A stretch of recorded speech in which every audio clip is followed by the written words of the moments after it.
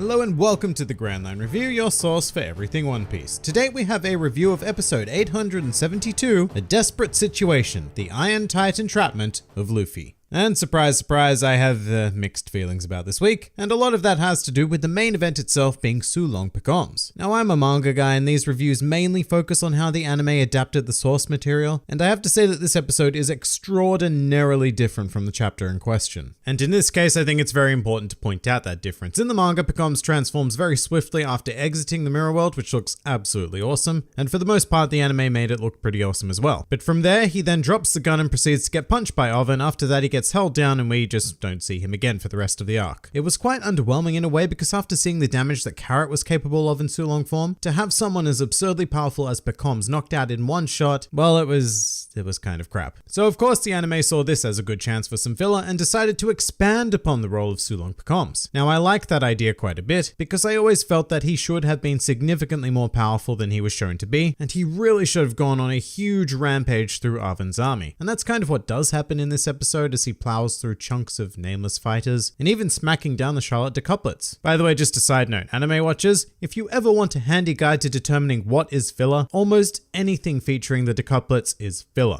They had almost no role in the manga whatsoever, so whenever they're on screen, that is the anime quote-unquote expanding upon them. Anyway, that was cool and all, but I did heavily question what happened as soon as they brought Sanji into things. Now remember, Sanji and PEKOMS have essentially no connection whatsoever. I mean, yes, Sanji sort of met PEKOMS on Fishman Island and did actually meet him on Zou very briefly before he was shot by Beige, but that is not enough to justify Sanji halting his escape in mid-air to comment on PEKOMS' Sulong form. Like, I mean, he has a mission, a very desperate mission. He needs to get Luffy the hell out of there, but he's just stopped to comment on this dude that he doesn't know or cares about whatsoever. Not only that, but he then later laments PEKOMS being taken down and holds himself mid-air once again to shout PEKOMS' name. And it just sounds wrong because these two characters, once again, they have no relationship at all. And also, once again, Sanji is wasting valuable time feeling for a character that he really has no business feeling for. But that said, the anime does make an attempt to fill in some sort of connection when SULONG PEKOMS whacks Sanji down, which has problems of its own though. Like, after being hit, why is Sanji just sitting there? Surely he would literally kick into action, either by continuing to run or by engaging in combat with PEKOMS. It made Sanji look really weak to just have him sitting there after being hit. He was very helpless. Although I did sort of like the moment of internal struggle, with PEKOMS gaining temporary control of himself and allowing them to escape, but it very much came at the expense of some very out of character Sanji moments. The other thing I really question in regards to SULONG PEKOMS is the flashback. I liked it because he looked fearsome as hell, and it's always nice to see Pedro again, but I don't think it was placed in the right spot of the episode. Primarily because it revealed the entire Sulong form long before PEKOMS had actually transformed into it, so it removed a lot of anticipation of seeing the end result in the modern day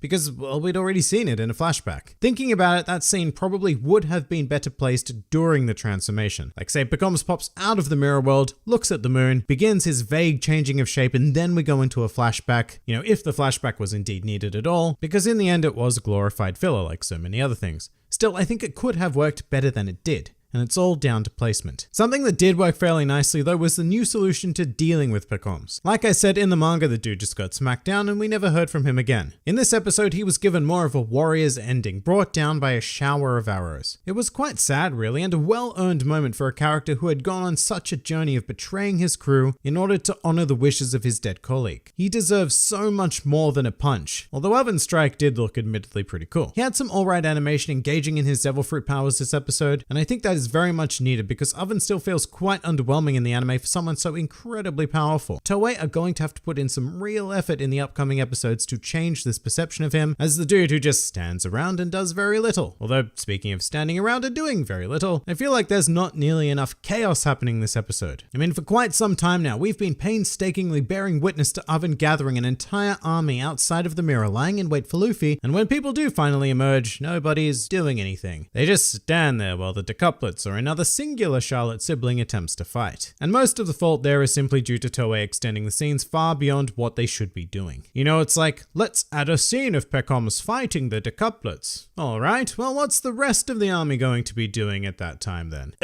Nothing. They're just watching. They feel more like spectators than an army, which is annoying because it removes a huge layer of danger that was present in the manga. As things are now in the anime, it feels a lot like Sanji could just beat the handful of active combatants, even Oven, and then calmly leave the island because the army never does anything. There is very little sense of urgency, and that's entirely the result of Toei actively needing to halt the progression of the story so that they can produce 48 episodes a year. It's like a strange One Piece limbo we find ourselves in, and it is unfortunately very apparent during this episode. It makes it so that when we have huge moments like the Germa arriving to the rescue, it feels like we did not need their assistance at all. Things were progressing slowly but surely here, as every Charlotte sibling and army member was lining up calmly one by one to be disposed of. However, with Germa's arrival, we were once again treated to their transformation sequence, and yes, this is 100% filler, and they should have been in their raid suits already, but the sequence does look great, and I guess I was never complaining in a series like Digimon when we saw the same Digi-evolutions time and time again. To be fair, I was like 11 or 12 at the time, so we should take that into account, but it is decent use of filler material. I mean, if you're going to recycle something, then at least make it good animation, and this is exactly that. Plus, it is a pretty alright way to build some anticipation for the next episode, which looks pretty Germa heavy from the preview. And some other miscellaneous thoughts about episode 872. There was a moment I really liked in the beginning when Pekoms was running in the mirror world. At one point he threw Brûlé and she yelled. Tiny thing, but the performance from her voice actor was on point and it gave me a nice chuckle. There was a particular shot panning up the mirror where there were 3 decuplets sitting, which looked kind of cool when it was completed. However, it was recycled twice in the episode and it felt really lazy seeing it again those 2 subsequent times. And then there was that one part where Brûlé just had a massive head for